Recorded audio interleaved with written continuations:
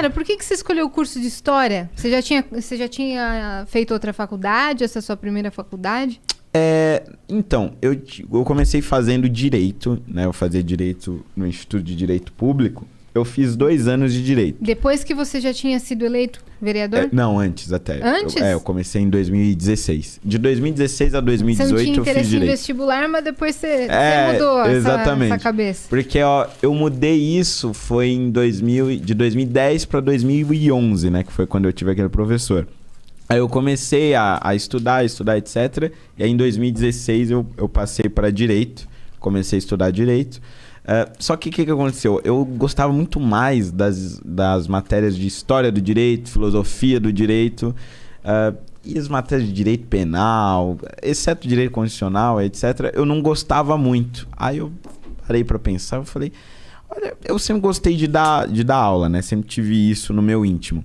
E sempre gostei muito de História. Então eu achei que valia mais a pena estar num negócio que eu realmente gosto, que eu poderia me dedicar de corpo e alma, do que estar no Direito, porque eu poderia ter uma carreira melhor ou qualquer coisa do gênero, né? Uhum. Então hoje eu estou me formando professor de História. Exatamente. E durante o curso de História, teve alguma coisa que te fez mudar alguma ideologia sua? Por exemplo, entendendo o background, entendendo lá atrás, falou, caraca, mas... nesse meu posicionamento, então, eu teria que mudar. Não, eu acho que não mudar, mas ajudou a embasar muitos posicionamentos que eu já tinha. Uhum. Por exemplo, eu sempre fui contra as cotas raciais, né? Que foi o exemplo que eu usei. Isso. Eu fui estudando estudando as cotas raciais, as suas consequências, etc., até mesmo para conseguir debater publicamente. Uhum. Só que quando eu comecei a estudar História, eu percebi que, principalmente no pós-escravidão, ali quando os negros eles foram libertos, mas abandonados pelo Estado, uhum. Eu percebi que muitos daquelas pessoas, e quanto mais eu comecei a especificar a minha pesquisa, eu percebi isso mais profundamente, muitos negros eles deixaram de ser contratados porque não haviam sido preparados para a liberdade, né? Para o mundo capitalista, onde você pode ser contratado e ser demitido e você não é propriedade de ninguém. Muitos deles não sabiam lidar com isso.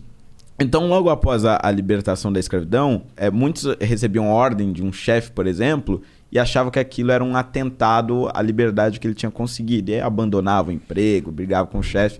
Isso aliado a uma política de Estado que privilegiava a vinda de imigrantes europeus, foi fazendo que a maior parte das pessoas negras ficassem desempregadas e na periferia. Então, qual é o meu ponto dizendo tudo isso? Além do processo de miscigenação que a gente teve no Brasil, com negros se casando com imigrantes, tendo seus filhos, etc., e da gente ser o país provavelmente mais miscigenado da América Latina, mais misturado, o meu ponto é que o grande problema do Brasil hoje, ele é social. E se você conseguisse resolver o problema social, você diminuiria, não acabaria, mas diminuiria drasticamente a desigualdade. O racismo, né? O problema do racismo e da desigualdade racial. Então hoje eu defendo mais enfaticamente, acho que mais do que combater a cota racial, por conta da faculdade de História, eu defendo a cota social.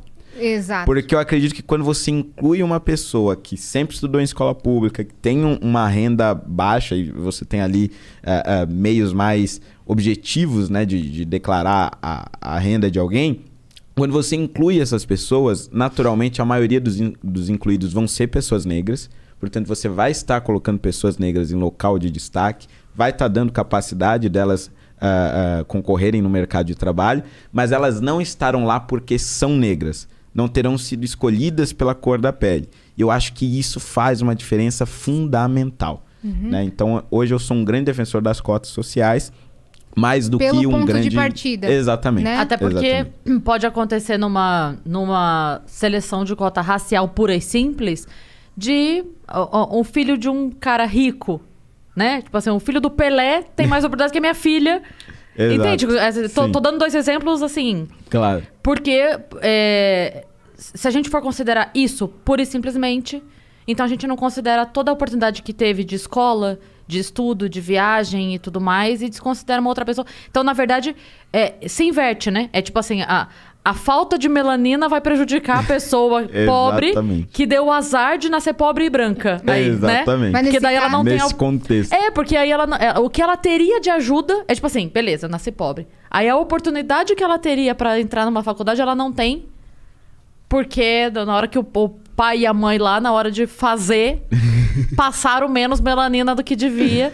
Então, eu sou super a favor disso também. A cota social pra... Mas esse caso que você cita, ele é meio que exceção. É uma porcentagem mínima, né, que acontece. Não. E assim, tem um do negócio. Quê? Não entendi. Esse exemplo que você citou, que pode ser o filho negro de um cara rico.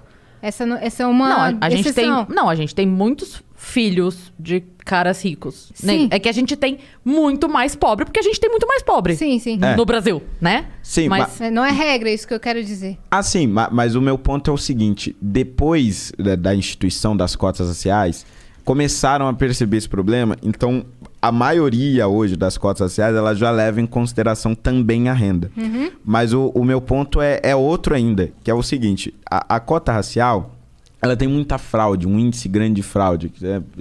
Tem uns casos bizarros de pessoas que se pintam de negra. Eu já vi isso. Tem vários, assim. Mas tem muitos outros que nem vêm à tona e que estão aí até hoje, né? Conseguiram a vaga por meio de cotas, mas por meio de fraude. Não eram pessoas negras que conseguiram. E aí, para tentar combater essa fraude, instituíram, ao meu ver, verdadeiros tribunais raciais, que é o que acontece hoje em São Paulo, por exemplo. Você é aprovado num concurso público por meio de cota racial. Aí você diz, eu sou negro. Tudo bem. Aí você é aprovado na prova. Para você assumir o seu cargo, no caso das universidades, para você assumir a sua vaga na universidade, você antes precisa passar por uma comissão formada por 5 pessoas negras que vão dizer, pela grossura dos seus lábios, pelo tipo do seu cabelo e pelo tom da sua pele, se você é realmente negro. Isso é muito parecido com o que acontecia no nazismo, muito parecido com o que acontecia na África do Sul na época do Apartheid, nos Estados Unidos na época do Jim Crow. Então, acho que as cotas raciais, ela cria este outro problema, que é o seguinte. Pessoas que foram submetidas a uma vida de racismo, chega na hora de entrar na universidade ou na hora de se aprovar no concurso público, são submetidas a uma humilhação. Porque é uma humilhação você ter que ir na frente de alguém que vai dizer, que vai ficar olhando o seu cabelo, vai pegar uma paleta de cores e vai ver se você é negro o suficiente para entrar na vaga. Quer dizer, eu acho que são consequências terríveis que, ao meu ver, acabam piorando o problema do racismo. No sistema de cota puramente social, você não tem esse problema. A maioria dos beneficiados serão negros, porque a maioria de pobres no Brasil são negros, mas você não tem esse negócio de ter que submeter essa pessoa à humilhação, de ter certeza ali na cara dela que ela está sendo contratada por ser negra ou não. Né? Isso eu acho bem absurdo. Eu não manjo muito, mas como funciona o lance de se autodeclarar negro?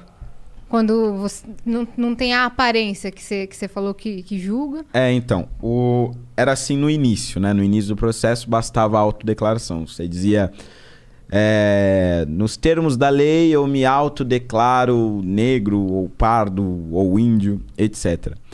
Só que o que aconteceu? Como o índice de fraude começou a ser muito grande, incluíram uma espécie de verificação da autodeclaração, que seria essa espécie aí desse tribunal. Eu não sei o nome oficial disso, eu não sei se é uma comissão de verificação racial, eu não sei o nome, mas é um verdadeiro tribunal racial. Então, porque o índice de fraude ficou muito grande, e aí para realmente você conseguir evitar isso, criaram essas comissões.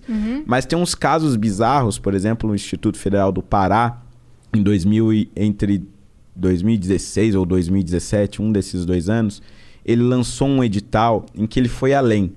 Ele, inclusive, chegava a determinar o tamanho do crânio e o tamanho do fêmur adequado para você considerar uma pessoa negra. Claro que isso era muito absurdo e foi revogado. Caralho! Mas tinha lá uma tabelinha e aí o sujeito que entrava no sistema de cotas, para evitar que fosse fraudado, você tinha que medir a cabeça dele, você tinha que medir o fêmur. Claro, ninguém chegou a passar por isso porque foi revogado antes. Mas é um dos efeitos... A ideia era essa. Se não fosse revogado... Exatamente. Um dos efeitos, ao meu ver, nefastos das cotas raciais é esse, né?